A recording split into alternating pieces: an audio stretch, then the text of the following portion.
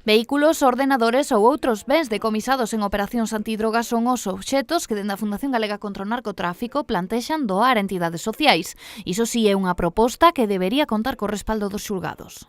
A nosa intención, o propósito que temos para este novo ano, que é darlle continuidade ao servizo de xestión de bens comisados, precisamente, de algún xeito pechando o círculo, é dicir, conseguindo que os bens que non se poidan vender por distintas circunstancias podan ter retorno o máis rápido posible para beneficio social.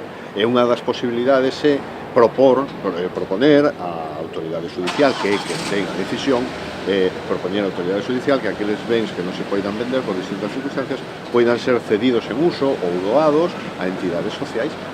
Beneficiar a sociedade e reparar en parte deste xeito, tal e como sinalou Alonso, o dano que estes homes e mulleres fixeron á sociedade. E evitar que se deprecie o ben e quitarle un problema de medio ao xulgado, porque non ten que estar pensando se lle pasa a ITV ou lle fai un seguro ao vehículo para que este en condicións.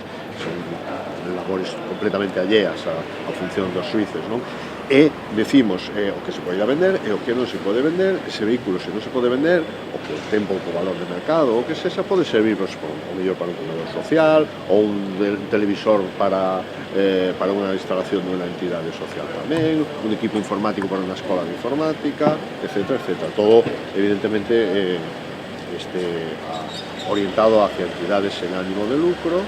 Sinalar que ao longo do ano pasado celebráronse diferentes poxas de bens decomisados que serviron para evitar a devaluación destes bens mobles. Estudando, hai cada vez un poquinho máis de bens en xestión que se encomendan por parte da autoridade judicial e, sobre todo, o máis significativo, o que máis nos ten satisfeito, é que se ha demostrado xa, con feitos concretos, con moitos feitos, que o servicio funciona.